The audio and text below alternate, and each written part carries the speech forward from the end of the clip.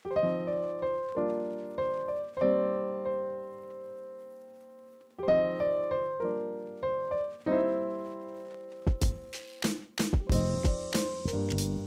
guys, kali ini saya mau sharing pengalaman saya menggunakan beberapa kamera untuk bikin konten di YouTube selama kurang lebih 5 tahun terakhir. Mungkin pengalaman saya ini bisa bermanfaat buat teman-teman yang baru mulai nge-YouTube di tahun 2022 ini. Sekedar catatan, saya nggak bahas terlalu detail spesifikasi kameranya ya, tapi lebih ke arah user experience pemakaian kamera-kamera ini untuk bikin konten di YouTube. Oke, kita langsung saja mulai.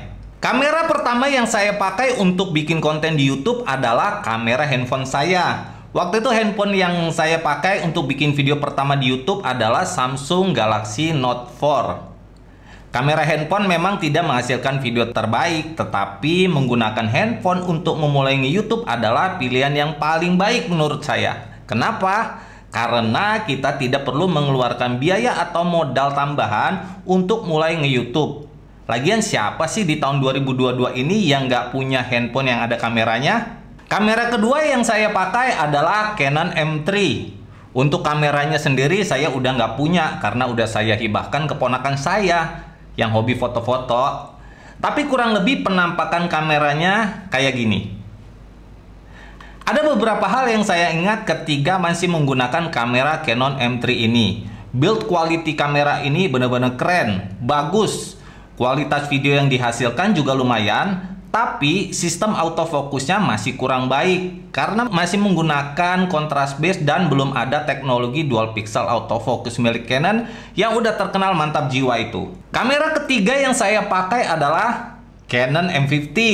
Kamera ini merupakan salah satu kamera paling populer buat para YouTuber pemula. Sudah punya teknologi dual pixel autofocus yang bikin autofocus kamera ini bisa diandalkan. Dengan catatan maksimal menggunakan resolusi 1080p ya. Karena kalau kalian mau pakai kamera ini untuk bikin video dengan resolusi 4K, teknologi dual pixel autofokusnya nggak jalan. Jadi fokusnya lemot gitu.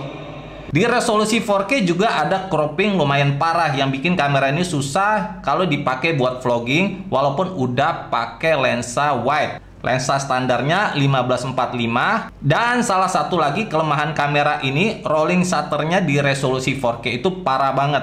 Oke, sekarang saya tes vlog pakai resolusi 1080.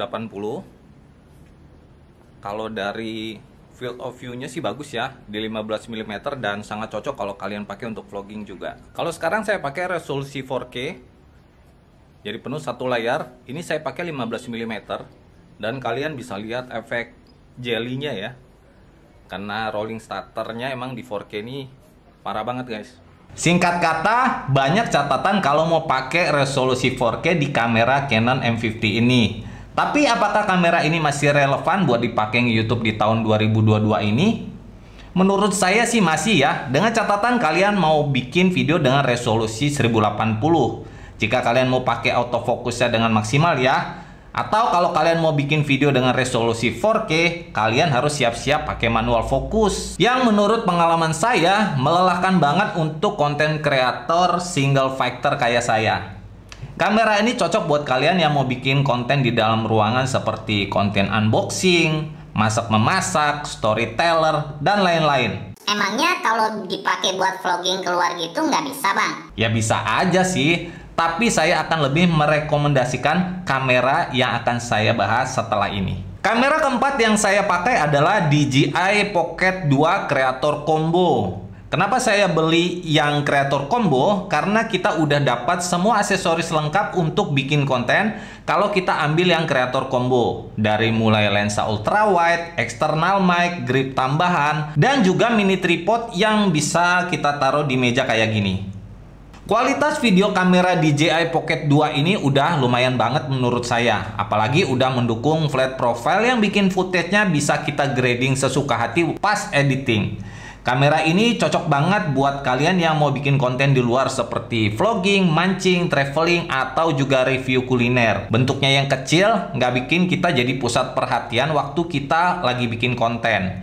Dan karena sudah sepaket dengan gimbal, video yang dihasilkan juga anti gempa bumi alias stabil banget. yang bikin penonton nggak capek matanya nonton video yang dibuat pakai kamera ini. Sampai sekarang saya masih pakai kamera ini untuk bikin konten vlogging atau jalan-jalan keluar karena benar-benar praktis. Oh ya, tambahan untuk ngecas kamera ini mudah banget. Tinggal colok di power bank atau juga dicolok di colokan mobil kita ya. Mantap deh pokoknya. Selanjutnya kamera kelima saya adalah Canon M200 alias M200 ya.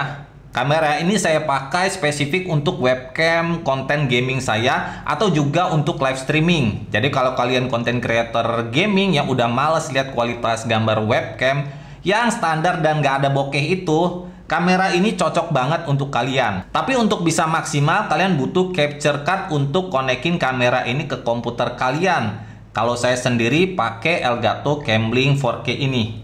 Kamera ini mendukung sampai dengan 60 fps di resolusi 1080.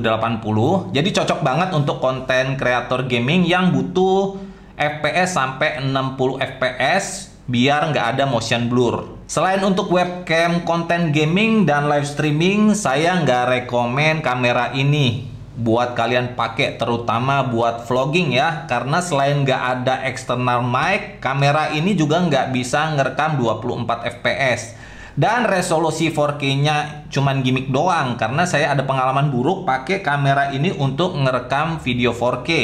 Jadi saya udah bikin konten buat overhead shoot gitu, tiba-tiba kamera ini dia overheating padahal baru saya pakai record beberapa menit aja. Dan ini yang bikin saya beli Sony A7 IV kemarin. Kamera keenam yang saya pakai adalah Insta360. Kamera ini saya beli untuk fun kamera karena fiturnya menarik untuk bikin video lucu-lucuan di luar. Tapi karena sejak beli kamera ini saya belum pernah jalan-jalan keluar lagi, jadi saya nggak bahas dulu ya. Mungkin nanti kalau misalnya udah cukup pengalaman, saya bikin review kamera ini di video terpisah. Sedangkan untuk kamera ke-7 dan ke-8 yang saya pakai adalah Sony A7S III dan Sony A7 IV yang sekarang saya pakai. Karena terhitung baru, saya pakai full frame dan ekosistem Sony, saya masih harus banyak belajar untuk pakai dua kamera ini. Tapi sejauh ini saya puas dengan dua kamera ini karena video yang dihasilkan memang berada di level berbeda dengan kamera-kamera saya sebelumnya.